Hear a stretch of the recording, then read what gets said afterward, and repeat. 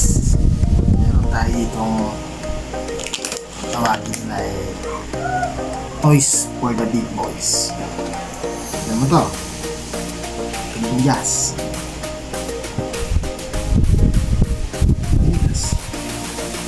At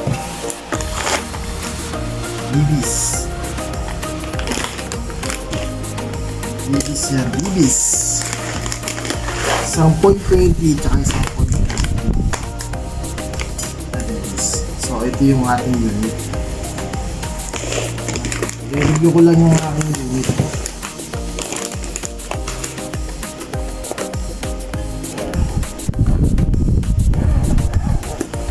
Yung ating unit from WE.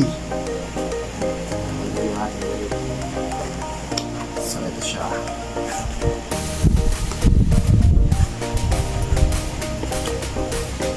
Ito ang ating units from WE.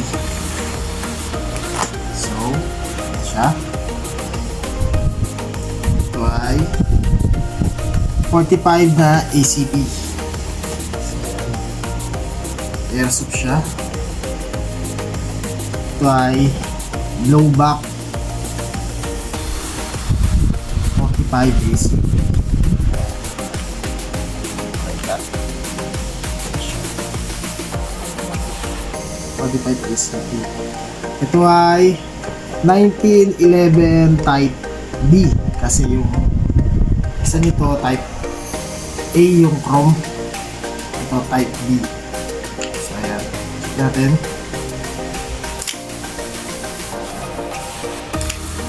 snap.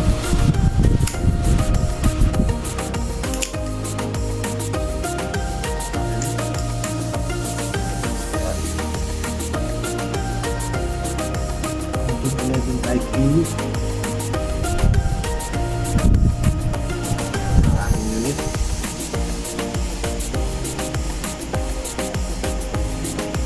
So pagka ibabalik niya siya, kunyari, fire, tapos naubusan ng bala, nag-automatic lock, huwag nyo siyang bibiglayin na ipapabato kasi nasisira, para siya napupudpod. So kailangan tulak mo na konti, tulak, then bango na.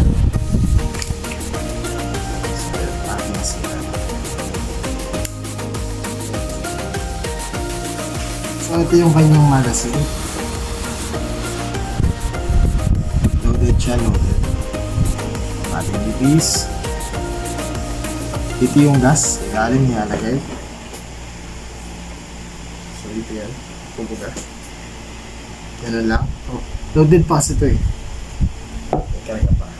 So hindi tayo makapag-testing kasi gabi na. So sa next video try natin tong ating unit, ha. Nga pala, pakita ko sa inyo yung pictures nya. Ito yung lock, safety grip. Yung lock kagana yan pagka nakakasa ang unit. So kasan natin. So lock natin. Pag nakalock siya, hindi niyo siya makakalabit. Okay, hindi siya makakalabit, kabilaan, kalap. So bababa natin yung lock. So hindi mo pa rin siya makakalabit ng ganyan. So kailangan, ito yung safety grip, hindi na nyo lang ng konti, kaya siya kailangan nakaganyan.